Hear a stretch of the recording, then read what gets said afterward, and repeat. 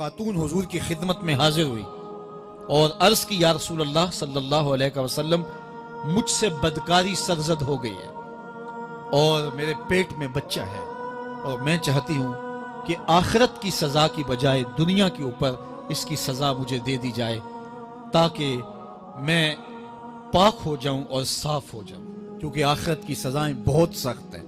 اللہ کے محبوب علیہ السلام نے جبریل امین سے ایک دن پوچھا تھا مجھے جہنم کے عذابوں کا ذکر سناؤ، تو عرض کی یا رسول اللہ صلی اللہ علیہ وسلم ہلکا ترین عذاب یہ ہے کہ جہنمی کے پاؤں میں آگ کے جوتے رکھے جائیں گے، باقی اس کے پورے بدن پہ آگ نہیں ہوگی، صرف آگ کے جوتے اس کو پہنائے جائیں گے، لیکن اس کی حدت، گرمی اور شدت اتنی ہوگی یغلی منہما دماغہ، اس کی شدت سے اس کا دماغ پگھل کر ناک اور کانوں کے ذریعے سے باہر آنا شروع ہو جائے گا۔ یہ سب سے ہلکے عذاب کی کیفیت ہے، اور جو عذاب سخت ہیں الیاذ باللہ، اللہ تعالیٰ قرآن مجید میں فرماتا ہے ثم لا يموت فیہا ولا یحیا، اس بڑے عذاب کا ذکر کیا جو جہنمیوں کو دیا جائے گا، فرمایا اس عذاب کی کیفیت یہ ہوگی بندہ نہ جیے گا نہ مرے گا۔ جیے گا اس لیے نہیں کہ آگے اور پیچھے دائیں اور بائیں آگ ہی آگ ہوگی، تو اس آگ میں جینا کو جینا تو نہیں ہوگا، اور مرے گا اس لیے نہیں کہ موت کو موت آ چکی ہوگی۔ تو وہ کتنا سخت عذاب ہوگا الیاذ باللہ کہ ہلکے ترین عذاب کی کیفیت یہ ہے کہ پاؤں میں آگ کا جوتا اور دماغ پگھل کے ناک اور کانوں کے راستے سے باہر آ جائے۔ تو اس نے عرض کی یا رسول اللہ صلی اللہ علیہ وسلم میرے اوپر حد جاری کر دیجئے، اور اس نے کہا کہ میرے پیٹ میں جو ہے وہ بچہ ہے۔ اللہ کے محبوب علیہ السلام نے فرمایا جاؤ جب بچہ پیدا ہو تو پھر آنا۔ وہ چلی گئی، تو جب بچہ پیدا ہوا تو گود میں اٹھائے پھر حضور کی خدمت میں حاضر ہوئے اور عرض کی یا رسول اللہ یہ ہے بچہ جو میں نے گناہ کیا تھا، بدکاری کی تھی، آج یہ اس کی نشانی ہے۔ تو اللہ کے محبوب علیہ السلام نے فرمایا کہ اسے لے جاؤ اور اسے دودھ پلاؤ، اور جب یہ کچھ کھانے پینے لگ جائے گا تو پھر آنا۔ کچھ دنوں کے بعد وہ دوبارہ حاضر ہوئی اور اس نے اس بچے کے ہاتھ میں روٹی کا ٹکڑا دیا ہوا تھا اور عرض کی یا رسول اللہ دیکھ لیجئے اب یہ روٹی کھانے لگ گیا ہے۔ اللہ اکبر۔ تو اللہ کے محبوب نے فرمایا انہیں لے جاؤ اور جا کے انہیں سنگسار کر دو۔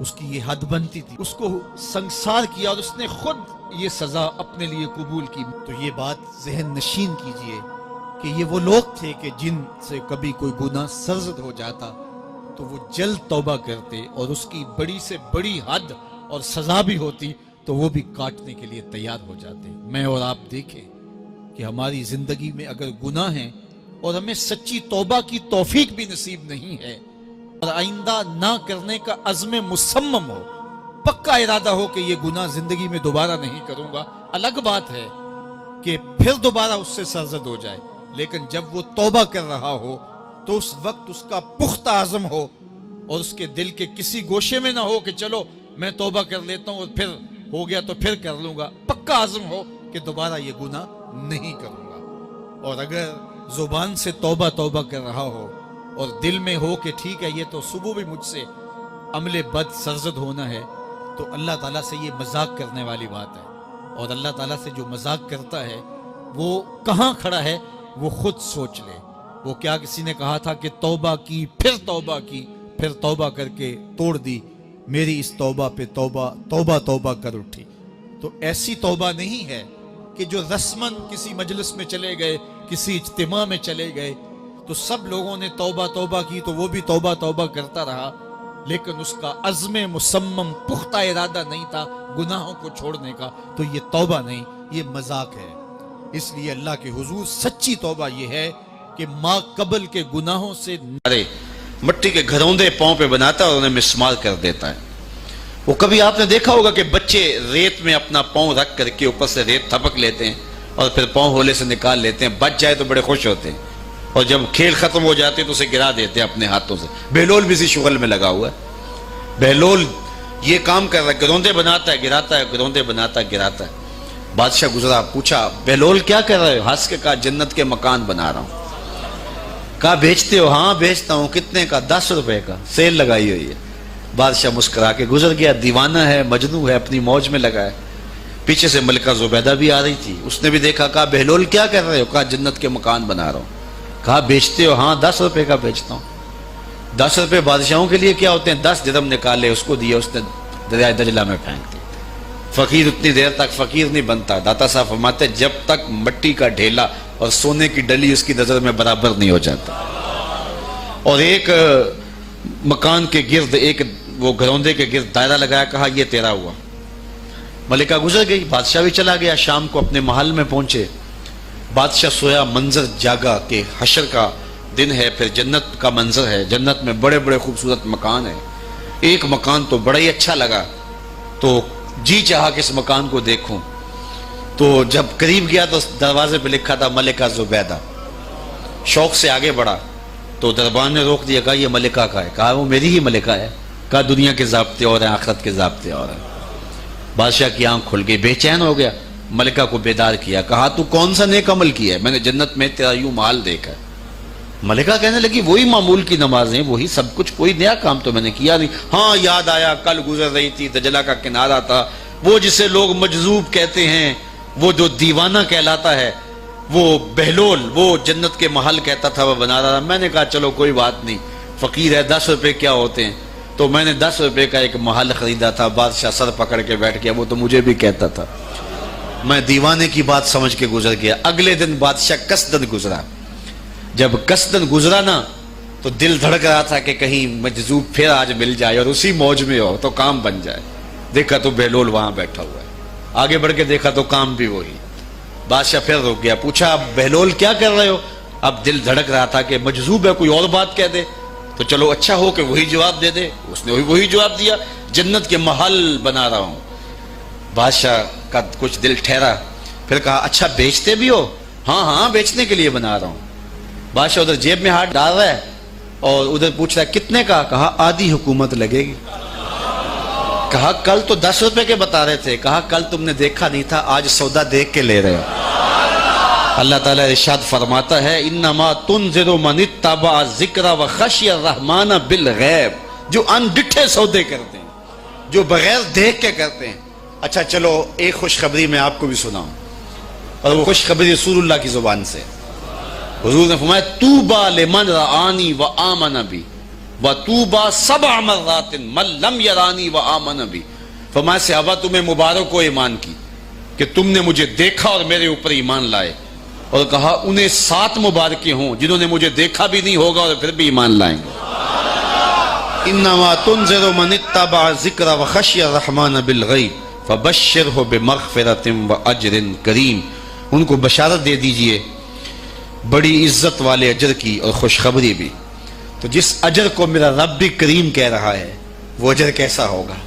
تو یہاں تو لہجہ دم توڑتا ہے اور الفاظ ساتھ نہیں دیتے کہ اجر کریم کی کیا تعریف کریں جس اجر کو میرے رب ہے. لا فضل لعربی علی اعجمی.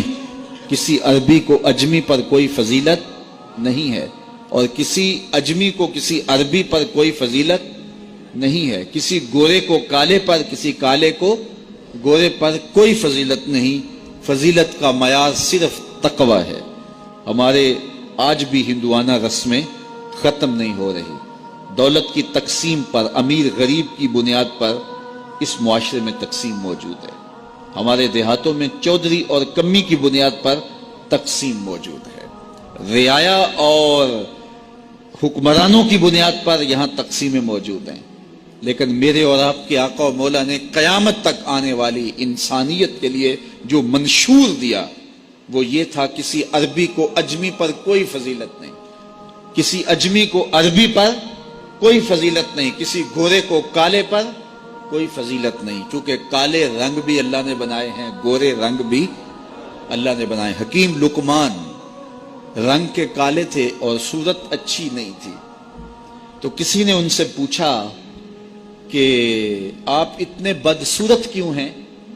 تو حکیم لقمان نے کیا جواب دیا؟ کہا آپ شکل میں نقص نکال رہے ہیں یا شکل بنانے والے میں نقص نکال رہے ہیں؟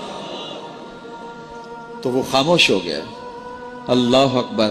تو یہ اللہ نے بنایا ہے نا, اس نے کانٹا بھی اس نے پیدا کیا ہے, پھول بھی اس نے پیدا کیا ہے, چہروں کی رنگت اس نے بنائی ہے, کسی میں کوئی رنگ بھر دیا, کسی نے کوئی رنگ بھر دیا.